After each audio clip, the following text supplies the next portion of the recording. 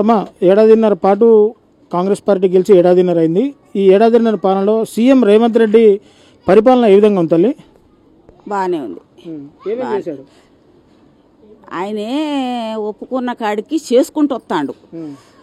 కానీ మరి ఒకేసారి ఒప్పుకున్నాడని చేయాలంటే ప్రజలు అన్నట్టుగా చేయలేడు. ఎందుకంటే మన ఇంట్లో కుటుంబాలు చదువుకోవటమే మనకు పెద్ద ఇబ్బంది. ఆయన ఈ ప్రజలందరినీ కాపాడుకుంటా అప్పులు తీర్పుకుంటా, ఆయన కేసీఆర్ చేసిన అప్పులు తీర్పుకుంటా ఆయనే ఒకటొకటి అనుకుంటూ చేసుకుంటూ వస్తూనే ఉండు.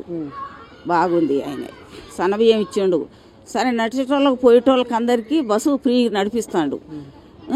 మరి అప్పులు ఉన్న వాళ్ళకు తీరని వాళ్ళకు కష్టాలు పడి తీర్పుకోలేళ్ళకు వాళ్ళకు 2 లక్షలు బ్యాంకులో 5 ఏర్పాడు.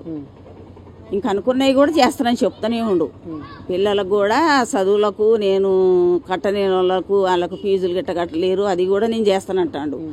మరి రైతు బంధు కూడా ఎనుకో ముందో ఇచ్చిండు. ఆయనకంటే 2000 ఇచ్చిండు. మాకు రాజగుర్కల్ప అప్పుడు ఏరు వస్తే మాకు ఏమైనా మమ్మల్ని కళ్ళ చూసినోడు కూడా లేడు.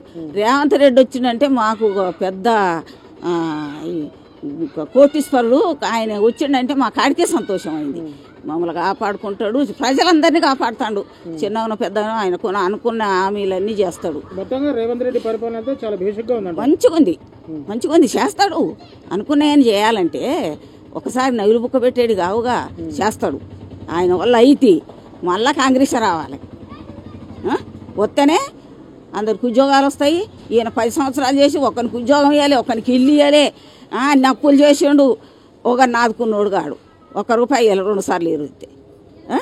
ఎవరిని బాగు చేసిండు? మాకు 16,000 అంటే ఈయన శాతమైన కాడికి అందులో ఉన్న కాడికి ఇచ్చిండు. గవర్నమెంట్ కాడు ఉన్న కాడికి మనకు ఆశ ₹1,00,000 ఇవ్వాలని ఆశ ఉంటుంది. ఏడ తెచ్చిస్తాడు చెప్పయ్యా? మరి ఏంటంటే కాశ ఒక్క కాడ వచ్చిపోయిందా? ఎక్కడి నుంచి వచ్చిందో ఆ తల్లి పుట్టింది గంగ. అక్కడి నుంచి కొట్టుకొచ్చినాయన్నీ అన్నీ కాపాడిండు. ఆ తల్లి మంచిగానే చెప్తాడు. ఒకటొకటి చేసుకుంటూ వస్తూనే ఉండు. ఆడికి సంతోషపడాలి. కానీ మనం ఆయన ఇయ్యలేదు ఇంక ఇయ్యలేదు అని అంటే ఏడదీస్తాడు. ఆడున్నది చూసి ఇస్తాడు.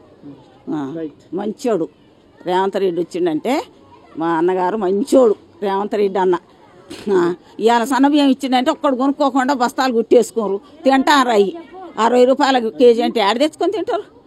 అయ్యా చాలు తినటానికి. ఆడిచ్చిన ఇంతలాగా ఇచ్చాడు. అవి బారబోసారు. కుక్కలు కూడా తినలే.